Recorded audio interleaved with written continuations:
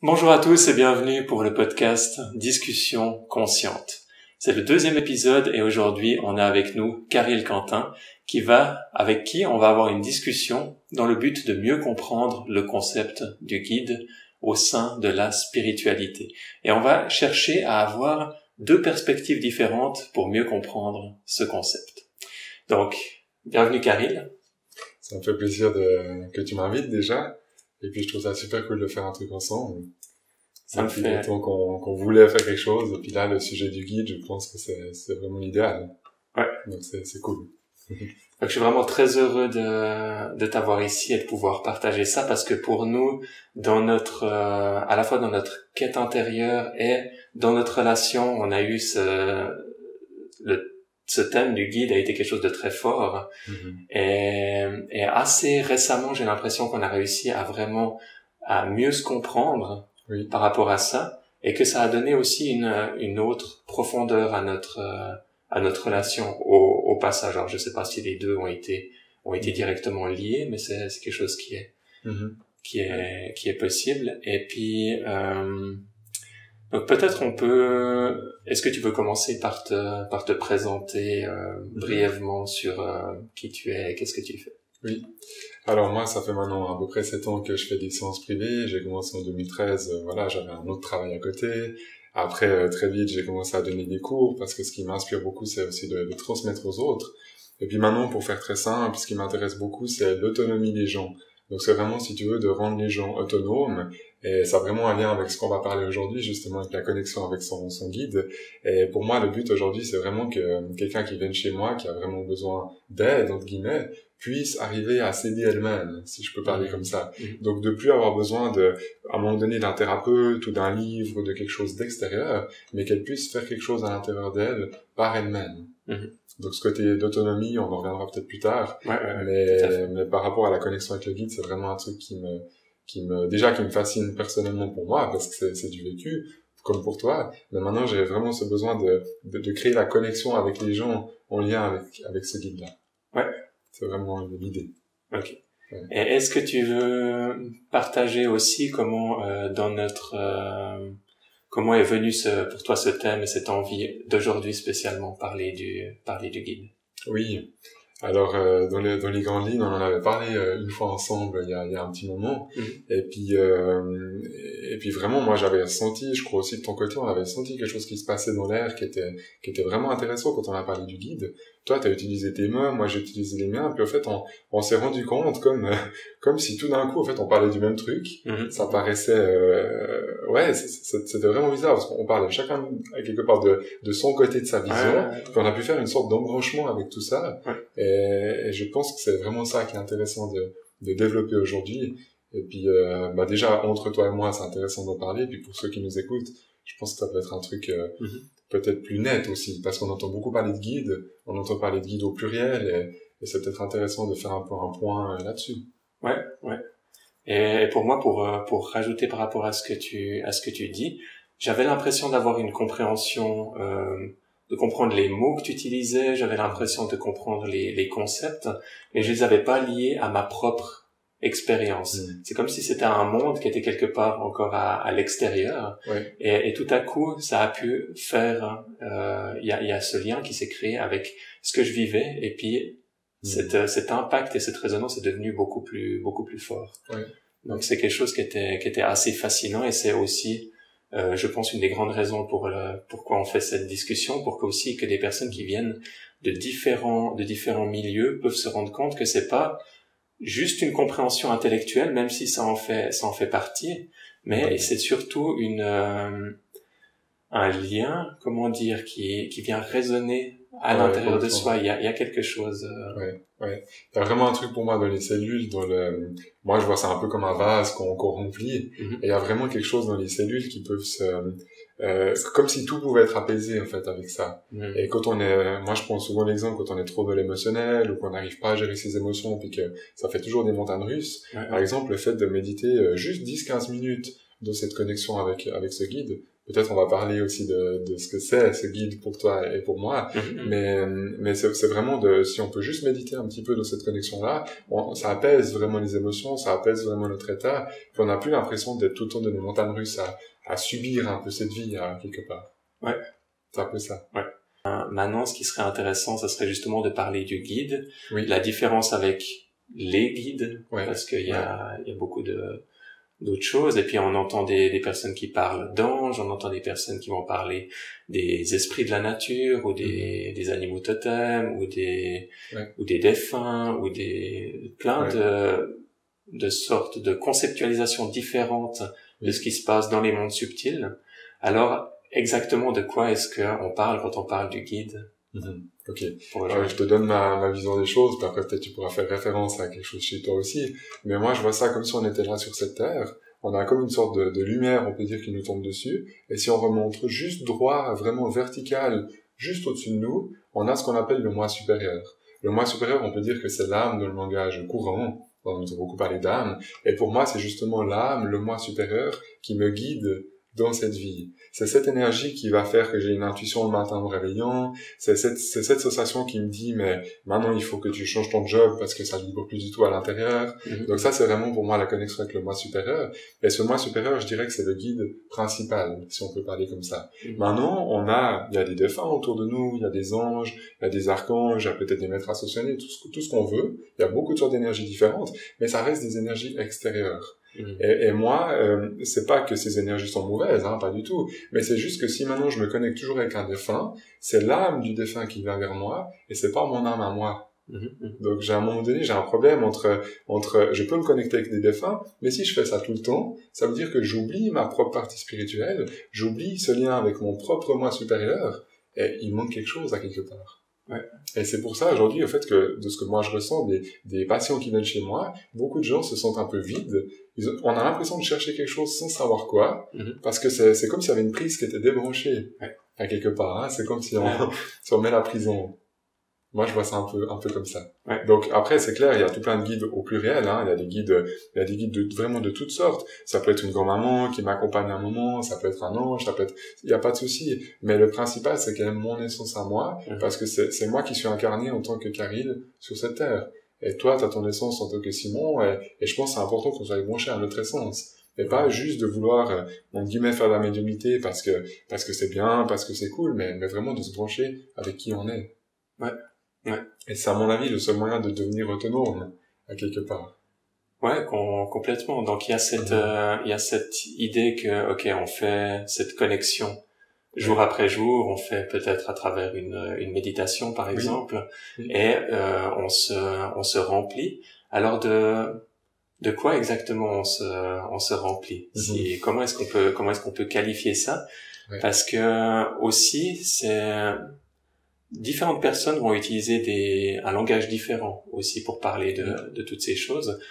Quel serait ton langage à toi pour de quoi est-ce qu'on se remplit? Alors de quoi est-ce qu'on se remplit? Moi, je dirais que c'est moi j'appelle ça une substance invisible, parce qu'on peut pas trop mettre de mots physiques là-dessus. On peut dire que c'est simplement de la lumière, mais c'est pas la lumière qui vient de n'importe où. C'est la lumière qui vient vraiment on peut dire de ma source à moi, comme de ta source à toi. Puis ensuite, toutes nos sources, tous nos moi supérieurs sont connectés ensuite au divin ou à ce qu'on appellerait l'univers. Moi, c'est plutôt comme ça que je le vois. Donc là, la substance, je dirais que c'est peut-être sans parler de mots, mais c'est vraiment une sensation qu'il y a quelque chose qui se remplit dedans, et vraiment une impression que si le matin, je sais pas, je suis complètement dans l'émotionnel, ou que je suis déprimé, ou que je suis très triste, si je fais juste 15-20 minutes de méditation en connexion avec le moi supérieur, quand je rouvre les yeux, j'ai l'impression que je suis posé. Et cette sensation, en fait, d'être posé, pour moi, je dis pas que ça nous enlève de l'émotionnel, parce que l'émotionnel, il fait partie de la vie, mais c'est comme si ça rajoute quelque chose par-dessus qui fait que tout devient stable. En fait. J'ai un peu l'impression que ça remplit les vides qu'il faut au bon moment, et que finalement, après, quand je rouvre les yeux, j'ai plus tellement de vide à l'intérieur de moi. Alors après, le challenge, c'est que ça dure après, bien sûr, plusieurs minutes, voire plusieurs heures, Je dis pas que je suis toute la journée là-dedans, c'est pas du tout le cas, mais il y a déjà quelques minutes ou quelques heures où on se sent beaucoup plus posé. Ok, donc on fait sa méditation, on se remplit de cette substance, de cette lumière.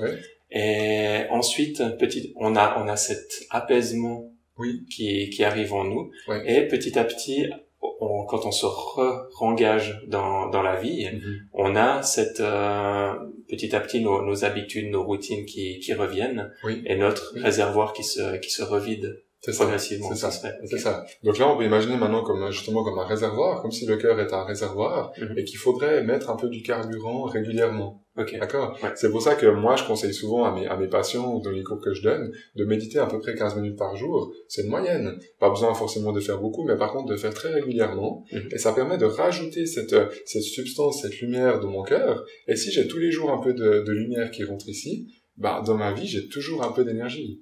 Quelque part. Et quand je parle de l'énergie, je parle aussi de l'intuition, parce que il y a beaucoup de personnes aujourd'hui en 2020 où on est un peu de tous les sens, on sait plus trop ce qu'on fait, mais on sait plus ce qu'on fait parce que la tête, elle prend le dessus, et puis finalement, ce cœur, il est un peu vide, il est un peu comme un sec, un peu comme un cactus dans le désert qui a besoin d'eau, et du coup, si moi je mets de l'eau là-dedans, tout mon système fonctionne mieux.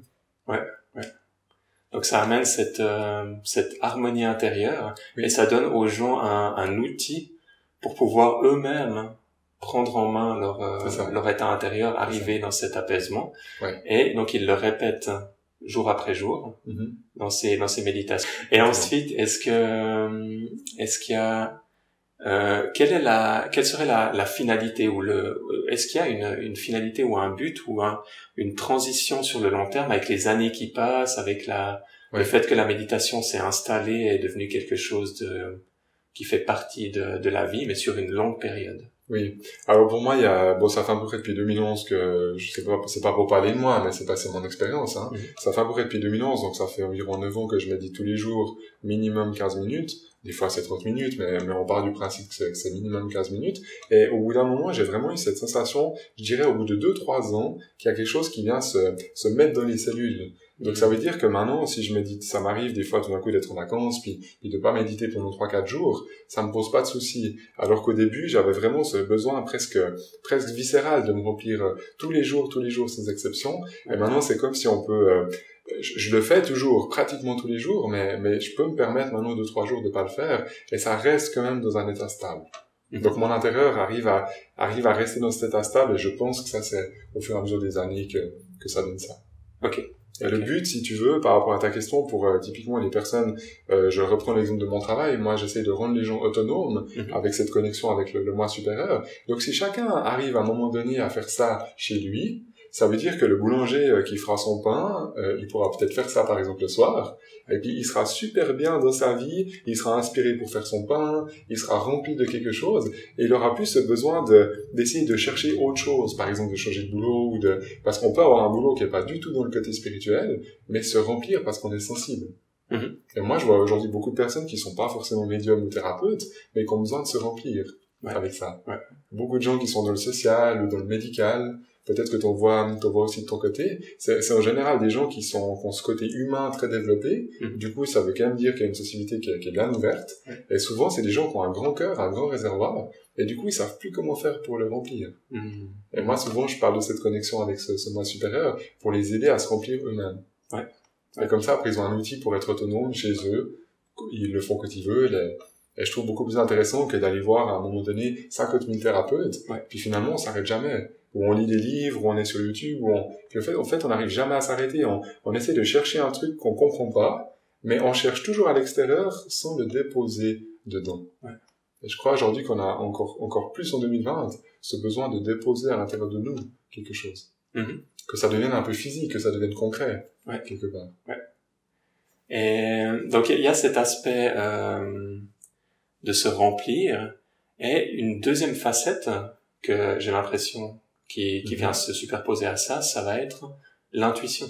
Qui elle va peut-être que tu veux introduire le sujet, comment toi tu vois cette intuition. Est-ce que c'est quelque chose qui arrive de temps en temps? Est-ce qu'on peut faire une pratique pour demander une réponse à une question?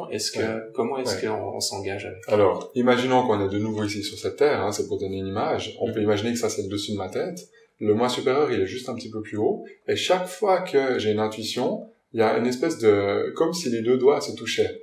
Donc ça veut dire que le moi supérieur vient tout proche de moi, me fait sentir quelque chose à travers de mon ventre et de mon cœur, et puis là tout d'un coup je me réveille un matin, puis je sens que il faut que j'aille là plutôt que là. où je sens qu'avec telle ou telle personne, je dois me séparer plutôt, enfin, ce genre de choses, hein. Ça peut être des personnes, ça peut être des situations, puis on sent que ça vibre plus ici que là. Et ça, pour moi, c'est déjà un début de connexion avec ce moi supérieur, donc avec notre propre guide. Ouais. Et maintenant, pour accélérer cette méditation, pour que ce soit de plus en plus net, si on médite justement régulièrement, en apprenant à se brancher consciemment avec ce moi supérieur, eh ben, cette intuition devient quelque part maîtrisée, si on peut dire comme ça. Enfin, c'est pas l'intuition que je maîtrise, mais c'est le fait d'activer mon intuition que je maîtrise. Ouais. Après, l'information de l'intuition, tu dois faire ça ou tu dois faire ça je maîtrise pas. Ça, c'est le monde spirituel qui m'envahit. Mais par contre, ce que je peux maîtriser, c'est si à 14 heures pile, j'ai envie de me brancher, bah, je peux me brancher à 14 heures pile. Ok. Et puis à ce moment-là, tu pourrais avoir une question ou un thème en particulier en tête, ou alors c'est quelque chose de libre. Alors on peut poser des questions à ce guide, à ce moi supérieur. On peut poser des questions. Maintenant, au tout début, je le conseille pas parce qu'on a beaucoup de notre tête, elle est très très forte. Et puis notre tête, moi je me souviens au tout début 2011-2012, j'essaie de poser des questions pour moi-même et chaque fois ma tête elle influençait. Donc voilà, je conseille peut-être au tout début, en tout cas pour les gens qui nous écoutent et qui n'auraient pas l'habitude, je conseille plus de méditer avec ce moi supérieur pour déjà créer un lien fixe et solide. Et puis après, peut-être au bout de 3, 4 mois, 5 mois, une année, là, on peut commencer à poser des questions sur un thème et puis se laisser inspirer par ce qui vient. Ouais. Mais je pense que c'est important d'avoir un peu comme une maison qu'on construit. C'est important que la base soit solide avant de poser des questions tout de suite le premier jour. Ouais. Non, ça fait sens. Voilà, c'est ça. La question que je voulais te poser par rapport à l'intuition, c'est comment est-ce qu'on peut faire la différence entre une intuition authentique et le mental qui fait une interprétation par rapport à quelque chose. Comme tu disais que si au début on pose une question pour nous-mêmes, on peut avoir quelque part le mental qui vient s'en mêler, ou nos pensées qui viennent peut-être juste dévier un peu ou colorer un peu cette intuition, ou influencer par rapport à notre propre contenu émotionnel, nos propres croyances. Ouais. Alors pour moi, l'intuition, donc, il y a toujours pour moi la connexion avec ce fameux guide, hein, avec ce moi supérieur, avec son âme. Quand c'est juste et que c'est vraiment une intuition, c'est quelque chose pour moi qui vient très très vite.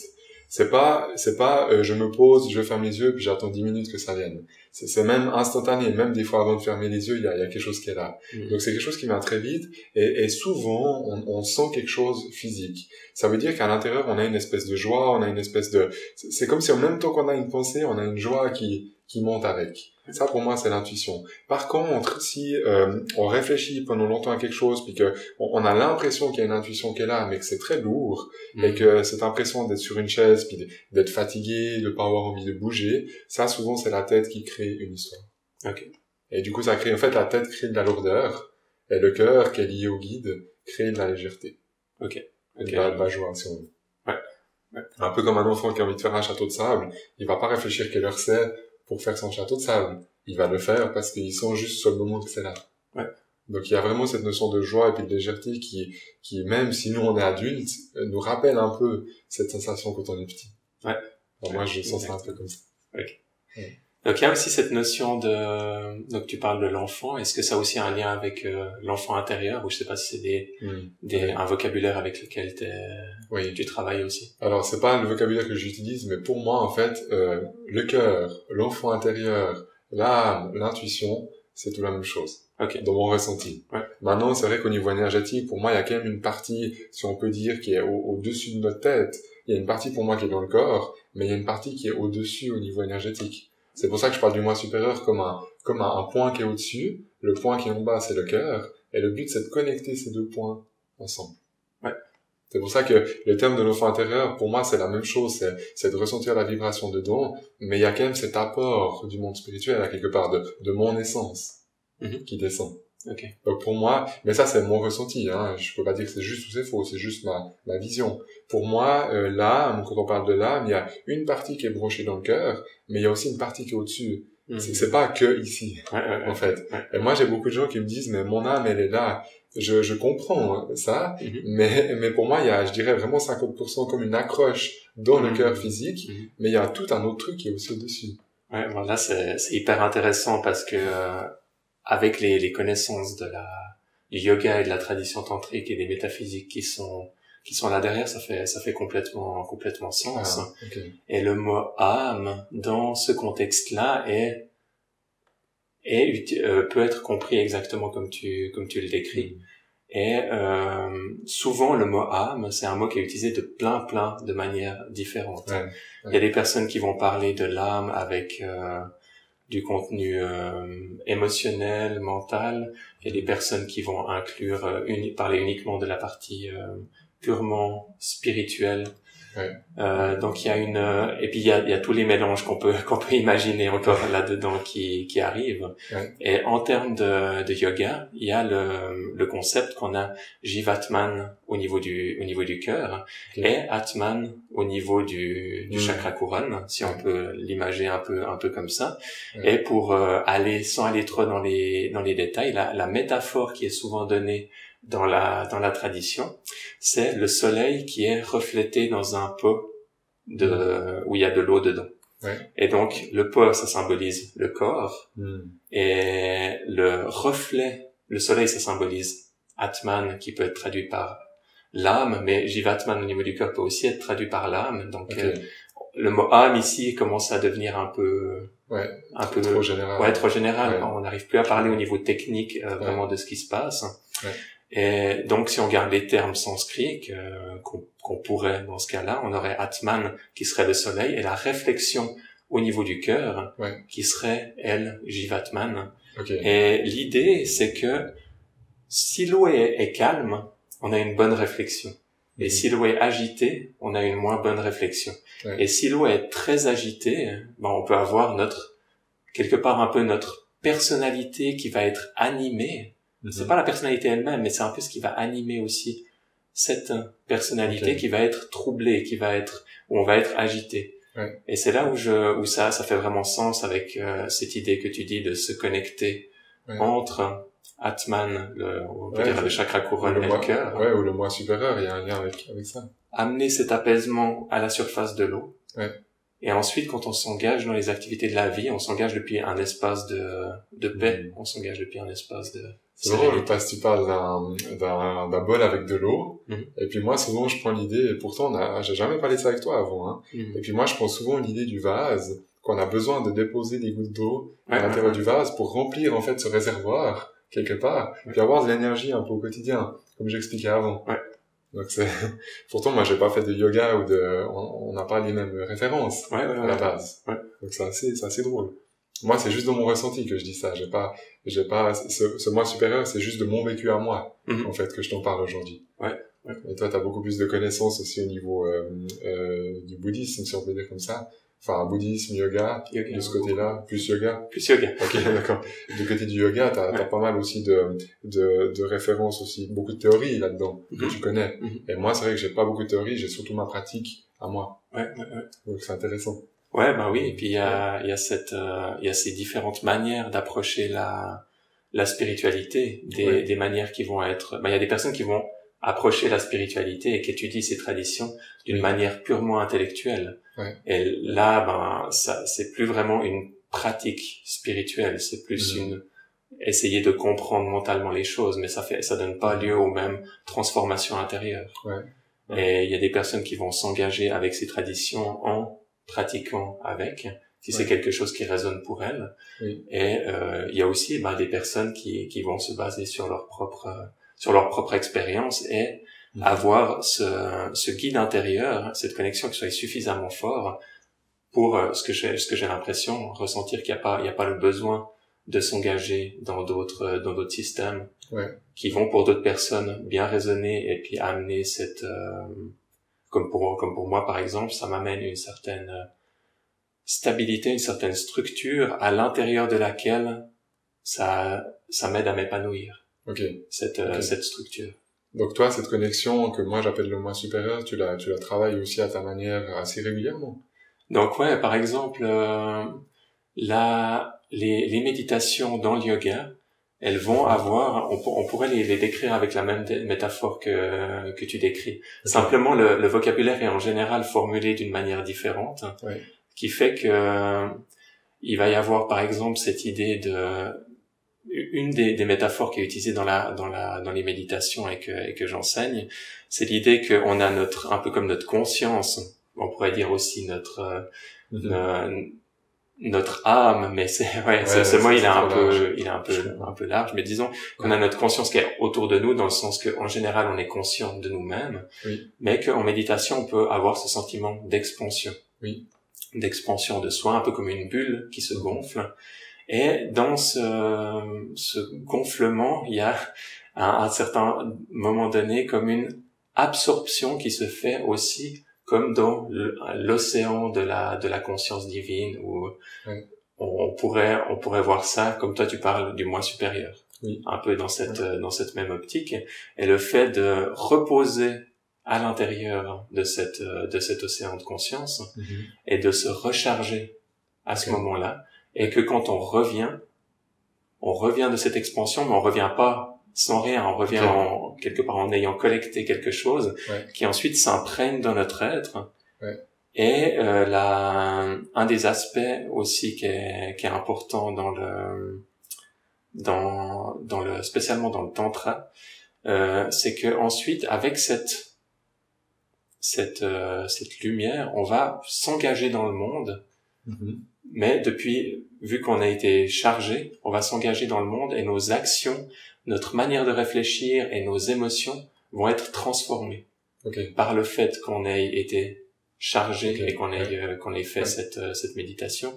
Il y a en plus cette alchimie qui s'opère à l'intérieur de nous et qui vient raffiner nos émotions, raffiner nos croyances limitantes, et ça peut aussi aller jusqu'à avoir un impact sur notre santé, sur vraiment les différents aspects donc c'est exactement, moi je ressens la même chose, c'est que ça dépose quelque chose à l'intérieur en fait.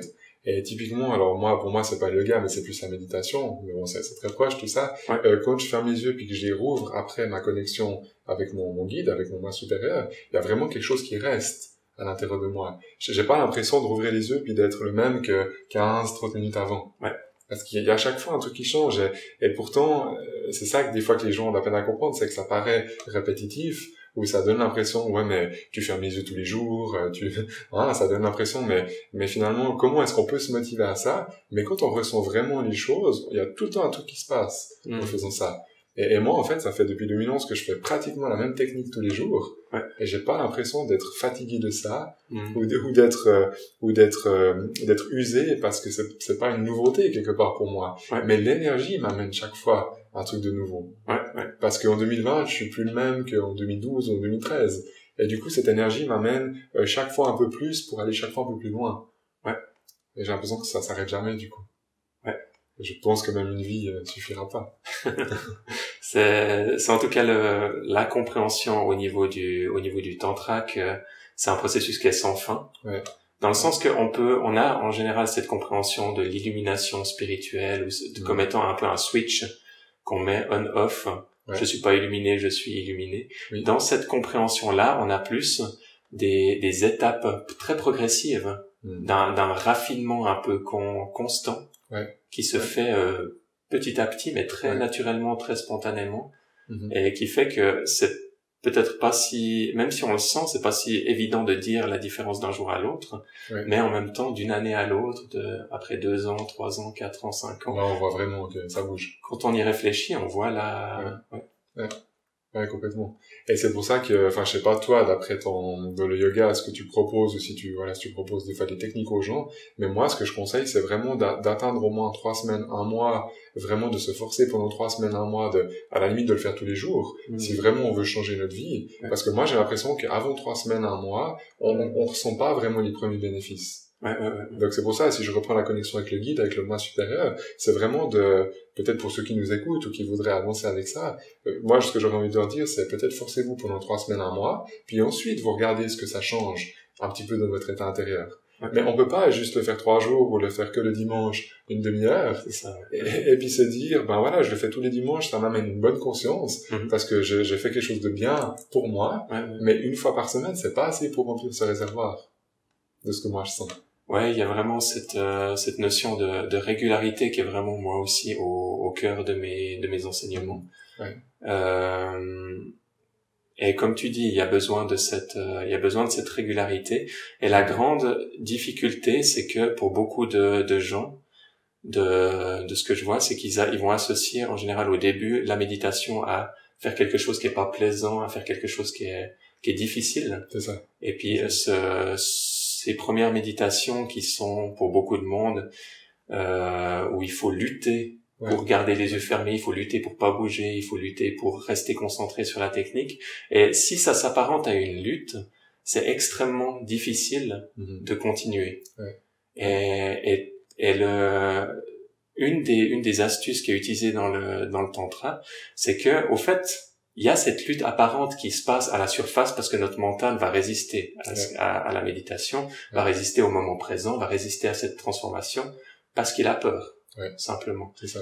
Et ensuite, en s'engageant, en ayant cette compréhension plutôt que quand on est immergé dans cet état, dans cet océan de conscience, les choses sont naturelles et spontanées. Et il n'y a plus d'effort, quelque part. Et donc, au début, on est en général plus proche de la partie effort, donc c'est difficile. Mais plus ça avance, plus on est proche de la partie sans effort. Et plus ça devient facile. Et ça crée de la confusion pour les gens parce qu'on dit, ou on entend les sages qui disent, la méditation c'est sans effort, c'est spontané, c'est naturel, il y a juste besoin d'être dans cet état. Mais c'est difficile pour les gens de comprendre ça par rapport à leur propre expérience qu'ils ont au début. Et quand ils commencent à goûter à cette absorption dans cet océan de conscience, il y a quelque part un parfum, il y a un plaisir, il y a une joie qui est extrêmement addictif et qui rend petit à petit le processus beaucoup plus facile. C'est ça.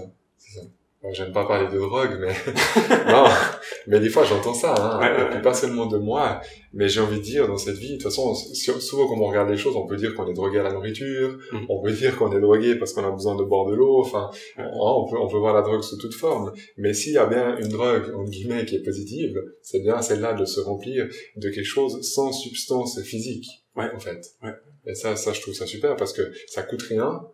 Ça nous demande juste de trouver un espèce d'espace-temps, quelque part, une sorte de rendez-vous pour soi-même. Moi, je vois ça comme ça. Et si tous les jours, j'arrive à me poser chez moi, ça peut être dans mon appart, dans ma maison, ça, c'est pas important, le lieu, ou même dans la nature. Et puis, j'arrive à me poser quelque chose à l'intérieur. Si je fais ça tous les jours, j'aurais peut-être à un moment donné plus envie d'arrêter. Et moi, c'est ce qui s'est passé au bout de 2-3 mois que j'ai commencé. C'est pour ça que je conseille au moins le premier mois, entre guillemets, de se forcer un peu. Parce que sinon, on peut pas goûter à ces premiers bénéfices que nous, on est peut-être en train de parler maintenant, parce que ça fait aussi plusieurs années que toi tu le fais, donc on a un petit peu plus de recul par rapport à ça. Mais c'est vrai que quelqu'un qui veut complètement changer de vie, puis qui est pas du tout dans le spirituel ou dans le fait de se remplir soi-même, au début, il faut un petit peu forcer le truc. Et moi, ce que je vois souvent, c'est qu'on a souvent un mental qui est très fort, hein, presque tout le monde. Donc on a un mental qui est très fort pour nous dire t'es pas capable, mais moi ce que je dis aux gens, si vous réfléchissez souvent de votre tête, utilisez cette force de votre tête pour vous obliger en fait tous les jours à faire un truc. Et moi je dis souvent, mettez un post-it de votre cuisine, marquez méditation par exemple 18 heures, et puis en fait avec la puissance de notre tête de se forcer à le faire. Donc de pas vouloir, parce que des fois on veut un peu tuer ce mental, on veut l'écraser, et moi en fait j'ai l'impression qu'il faudrait plus l'utiliser pour le retourner dans le bon sens. Exactement. Parce que si on le laisse faire tout seul, il va quelque part nous détruire un peu, cette tête peut nous détruire. Alors que si j'utilise ma tête pour me construire, pour créer quelque chose de nouveau, eh ben, ça devient plus un effort, comme tu dis, au bout d'un moment. Parce que j'ai compris qu'avec ma tête, je peux autant descendre que monter. Et à partir du moment où on commence à goûter à cette montée, on n'a plus envie de redescendre à la cave, comme je dis des fois, parce qu'on n'a plus envie de se retrouver comme quelques années en arrière ou quelques mois en arrière, quand on était mal de notre peau, etc. Et puis c'est hyper intéressant que tu mentionnes ça, justement cette notion que le mental c'est le méchant, et puis c'est quelque chose qui est où il y a des aspects négatifs au mental et des directions dans lesquelles il peut s'engager, et comme tu le dis, il y a des aspects extrêmement positifs, rien que pour qu'on s'organise dans notre journée, ou qu'on puisse construire une maison, ou faire des choses constructives, même si on veut juste faire une organisation humanitaire ou quelque chose, il nous faut réfléchir, il faut utiliser le mental, et c'est quelque chose qui peut être aussi nourri de notre pratique de méditation pour s'engager là-dedans. Ouais. Et ce que j'aime beaucoup dans ce que tu dis, c'est qu'on peut utiliser des techniques et des astuces, un peu comme mettre des post-it ou des choses comme ça, pour quelque part utiliser le mental dans la bonne direction. Et une des manières dont c'est amené dans le tantra, c'est les techniques de méditation elles-mêmes qui sont conçues pour utiliser le mental d'une manière qui va faire que ce soit facile pour lui. Okay. Par exemple, un des exemples les plus classiques, c'est la répétition de mantra. Il y a toute une complexité qui est là derrière, mais si on veut juste comprendre ça d'une manière assez simple, assez basique, le simple fait de donner quelque chose à répéter au mental, ça va l'occuper. Et puis en même temps, un mantra, ça a cette résonance qui va aussi, certains des mantras typiquement nous amènent dans cette résonance avec le moi supérieur et font aussi cette connexion avec le guide, pour prendre ce vocabulaire. Ouais, donc c'est un peu, t'as un peu la même approche que moi. C'est que cette tête, on n'est pas obligé de vouloir la détruire, comme on croit que c'est souvent. Des fois, les gens me disent, moi, j'essaie de méditer, j'essaye de pas penser. Ouais. Mais je dis, mais alors déjà, de pas penser, c'est pas possible.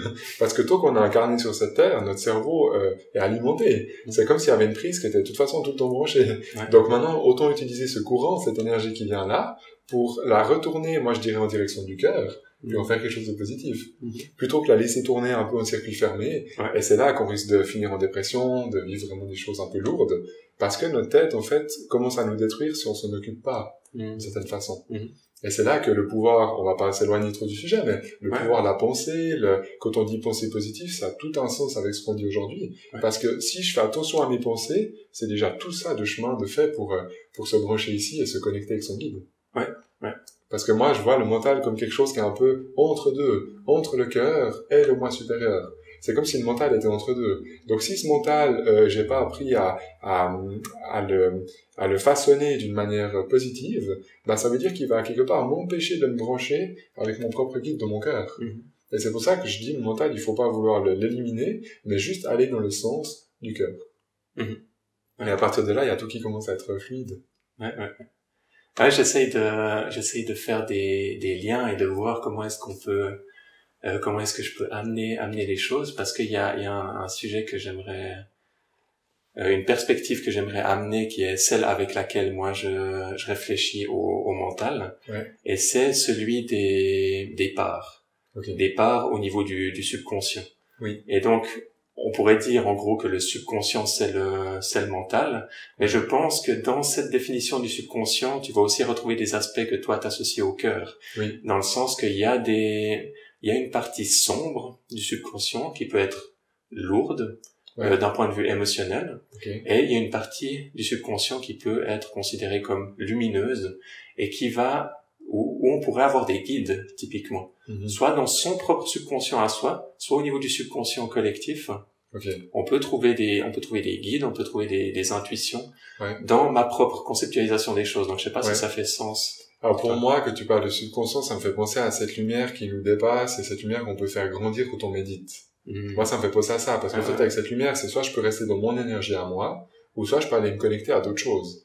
Et après, il y a aussi typiquement la connexion avec les défunts, qui peuvent commencer à rentrer là-dedans. Voilà, ouais, typiquement. Alors, je sais pas si ça a un lien parce que ce terme de subconscient, moi, j'utilise pas à proprement parler. C'est pour ça. Mais si, dans ton idée du subconscient, après, il peut y avoir des connexions avec d'autres guides ou des défunts ou des anges, alors c'est tout à fait ce que moi, je fais en médiumnité. Ouais, donc là, je crois qu'on a aussi quelque chose où on peut trouver des forts liens par rapport à ça, qui sont intéressants. Ouais, cette compréhension du subconscient par rapport au yoga est très différente d'une compréhension que pourrait avoir un psychologue, par exemple, parce qu'il y a cette notion et là, ça rejoint un peu plus les analyses, parce que au niveau du yoga, il n'y a pas vraiment toute cette richesse et ce développement qui a été fait, mais ça a été fait un peu par la suite, et Carl Jung a été un peu un de ceux qui ont amené ces aspects du subconscient et ces liens avec la spiritualité. Okay.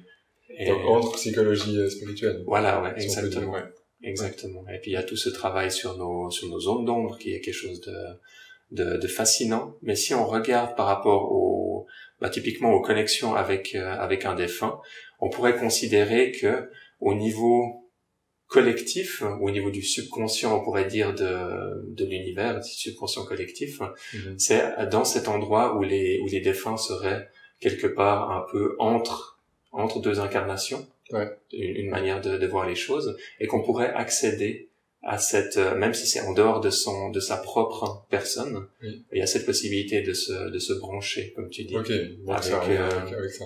Ouais, tout à fait. Bon, moi, si tu veux, moi, je parle de champ énergétique, en fait. C'est comme si j'ai appris à ouvrir, entre guillemets, fermer mon champ, enfin, l'ouvrir plus, et puis le rétracter, si on peut parler comme ça. Et puis, dans cette ouverture on peut voir ça comme une bulle de lumière autour de soi, bah là, on peut commencer à communiquer avec des défunts, avec des anges, avec tout ce qu'on veut, en fait. Mais ça, c'est pas la même chose que le moi supérieur.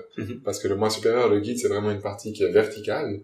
Tout à puis, fait. ces défunts ou ces autres énergies sont plus horizontales. Donc, si on prend le symbole de la croix, moi j'aime bien souvent prendre ce symbole-là, sans rentrer dans la religion, mais juste le symbole. Ben, si on regarde la croix, elle est beaucoup plus petite sur ce côté-là, alors qu'elle est beaucoup plus grande sur la volontairement, surtout. Ok. Après, tu connais peut-être plus que moi par rapport à ça, mais moi je trouve que ça me fait sourire quand je vois ce que moi je ressens et puis que je mets ça avec le symbole de la croix, il y a quand même des liens qui sont intéressants. Définitivement, ouais. Pourtant, tu connais beaucoup plus, je pense, ce côté-là que moi, mais voilà, je me suis pas beaucoup renseigné sur le côté religion, mais ça donne un sens, en tout cas, vraiment. Donc là, on arrive à un point dans la discussion où on a touché à beaucoup de sujets. On est parti spécifiquement dans cette direction du guide. On a vu un peu aussi donc ta perspective avec comment t'enseignes autour de la pratique de cette connexion, du fait de se remplir, et aussi de la régularité de la pratique et de l'intuition. On a vu cette métaphore avec le yoga, qui était aussi avec cette coupole pleine d'eau, la réflexion du soleil, qui était aussi similaire à ta compréhension. Et on a ensuite commencé à toucher un peu au subconscient et au plan un peu plus horizontal par rapport à la verticalité de ce guide, ce qui est pas mal parce que ça nous ouvre des perspectives, et en même temps on pourrait commencer à avoir des discussions qui durent des heures et des heures par rapport à ça, parce qu'il y a beaucoup de choses, beaucoup de portes qui s'ouvrent, qui sont toutes très intéressantes, mais on va un peu rester sur le sujet. En tout cas pour aujourd'hui, ça fait déjà pas mal, je pense. Pour ceux qui nous écoutent aussi, pas créer trop de liens différents.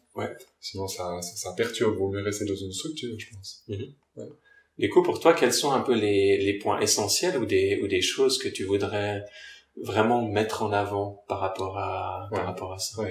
Moi, je dirais tout simple, sans parler forcément spécifiquement de yoga ou de méditation, vraiment, mais tout simple. Je pense qu'à un moment donné, quand on s'ouvre de plus en plus sur ce chemin, on peut imaginer que c'est ce cœur qui grandit de plus en plus. Donc, notre réservoir devient de plus en plus grand, notre vibration augmente, si on veut bien. Et moi, j'ai l'impression que plus notre vibration, notre sensibilité augmente, plus on a besoin de se remplir. Et c'est pas juste une envie parce que c'est la mode, c'est spirituel, ou parce que oui, c'est cool, tout le monde le fait, alors je vais le faire. Ça n'a rien à voir avec ça. C'est à l'intérieur de moi, plus mon ouverture grandit, plus j'ai besoin d'amener du carburant ici. Donc après, chacun choisit comme il veut. Ça peut être la nature, ça peut être la méditation, ça peut être du yoga, je pense vraiment qu'il y a plein de biais d'arriver à ça. Il y a plein de manières différentes. Mais je crois qu'il y a un truc qui est essentiel, c'est que on a besoin de le faire régulièrement. Parce que sinon, c'est comme quand on mange. Moi, je pense souvent à cet exemple. On a besoin de manger tous les 6 à 8 heures. Parce que le corps humain est fait comme ça, un besoin de régularité. Et moi, je prends souvent l'exemple du cœur comme un réservoir qui a besoin de nourriture, justement. Comme je disais avant, si on met pas de la nourriture spirituelle régulière là-dedans, on se réveille le matin et on est vide. Donc après, si je suis vide, ça monte dans ma tête. Après, dans ma tête, je vais commencer à être un peu déprimé, je vais commencer à plus avoir vraiment de sourire. Pourquoi? Parce que mon cœur est pas rempli. Donc voilà, même sans parler de guide, pour faire tout simple, on a besoin de remplir cette partie-là. Et le guide, en fait, le moi supérieur, c'est un moyen, pour moi, c'est un des moyens, en fait, les plus forts de se brancher à son cœur, quelque part. C'est comme si on imagine qu'on a plusieurs prises au-dessus de nous. Moi, je dis souvent, c'est la prise qui a le plus de courant. Donc là, il y a du 220 tout autour, et puis là, il y a du 380. Et pour moi, le moi supérieur, c'est du 380. Donc c'est peut-être la connexion la plus rapide avec notre être physique, si on peut dire comme ça.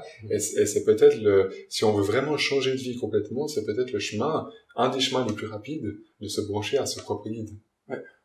à mon sens. Ouais, ok. Plutôt que de se brancher avec un défunt ou avec autre chose trop autour. Ouais. Ouais, donc typiquement aussi par rapport à ce qu'on discutait, comme on avait commencé avec, si on reprend le symbole de la croix, Oui. qui peut être pris en dehors de tout contexte religieux, parce Oui. qu'on le retrouve vraiment dans les différentes traditions Ouais. spirituelles, donc du coup ça montre une certaine universalité là autour, qui fait que c'est assez facile de l'extraire de tout contexte religieux, où on a cette verticalité qui est, de ce que je comprends que tu dis, cette connexion avec le guide, Ouais. qui va être cette connexion principale qui va venir nous remplir et sur laquelle on va travailler de manière régulière avec sa pratique de méditation. C'est ça. Et en parallèle ou en complément, on a toute cette dimension horizontale qui peut représenter soit un contact avec un défunt, qui peut représenter soit notre travail dans la vie de tous les jours, ou qui peut représenter plein de choses différentes, et qui vont être quelque part secondaires dans ce plan, en termes de priorité par rapport aux pratiques. Moi, je dirais comme ça aussi. C'est vraiment ce plan horizontal. C'est pas qu'il est pas important, il fait partie de l'ensemble, mais je vois ça comme un plus, comme une capacité de médiumnité qu'on peut développer. Ouais. C'est quelque chose qui est bien, mais c'est pas le principal. Le principal, c'est qui est-ce que je suis, moi, en lien avec mon âme, en lien avec mon moi supérieur, en lien avec mon propre guide, avec cette énergie qui aimerait que je fasse plutôt ça dans cette vie que ça. Et je pense que ça, c'est le principal. Après, que je sois boulanger, que je sois médium, ou que je sois paysagiste, je pense que ça, c'est une finalité qui est moins importante que le travail que je fais sur moi pour me remplir. Ouais. Donc, je pense aussi le fait que ce soit qu'on mette spécialement en avant le guide aujourd'hui et cette verticalité, c'est aussi parce que les gens sont beaucoup perdus dans l'horizontalité, en une absence quasi totale pour beaucoup de monde de ce pilier central qui ensuite vient, comme tu disais, nourrir les autres activités de la vie, qui vient amener cet apaisement. Et peut-être que si on était dans une société où tout le monde méditait déjà régulièrement, peut-être qu'à ce moment-là on verrait plus une sorte d'équilibre entre ces deux branches, horizontale et verticale. C'est peut-être un des aspects qui est à mettre en avant, parce que il y a beaucoup de spiritualités qui vont négliger énormément l'aspect horizontal, l'aspect du monde, surtout si on prend dans les aspects religieux ou les aspects ascétiques, de personnes qui fuyaient le monde, qui allaient dans une grotte, qui allaient au milieu du désert, ou qui faisaient beaucoup d'ascèses ou de choses comme ça. Et donc il y a souvent avec la spiritualité cette notion que si je suis spirituel, je me retire du monde. Et il y a beaucoup de croyances au niveau collectif qui sont par rapport à ça. Et du coup, je pense que c'est aussi important de comprendre qu'il y a des manières d'aborder la spiritualité en restant dans le monde, en ayant un travail, en ayant une famille, en ayant des enfants, en ayant une vie sociale, en ayant des loisirs, et que l'un n'est pas opposé à l'autre, mais que les deux peuvent vraiment se soutenir et travailler ensemble. Complètement, ouais. Et je pense qu'une des clés, justement, pour vivre une vie harmonieuse entre, je dirais, la vie de tous les jours, on peut aussi parler du matériel qui fait partie, et ce spirituel, je pense qu'une des clés, c'est justement de trouver quelque temps dans sa journée, ou plusieurs fois par semaine, pour justement se remplir. Comme ça, après, dès que je suis bien rempli ici, je peux faire toutes mes activités autour. Il n'y a pas de souci, du moment que j'ai cette substance, cette lumière qui est là. Par contre, si j'ai pas cette lumière, et puis que mon âme aspire à ça, et puis que je vais tout le temps à l'extérieur, chez des thérapeutes, dans des livres, dans tout ce qu'on veut, et puis que moi-même, je prends pas le temps de faire ça, il va manquer un truc. Et ça, je pense qu'on passe par du yoga, qu'on passe par la méditation, on arrive toujours à ce fameux point, je dois prendre du temps pour moi, pour me remplir avec ces substances, mais c'est personne d'autre qui peut me remplir, moi-même.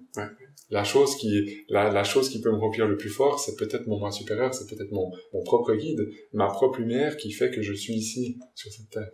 Et je pense qu'on a besoin de faire descendre ça un peu plus dans le cœur et du coup dans les cellules. Magnifique. En tout cas, c'était cool.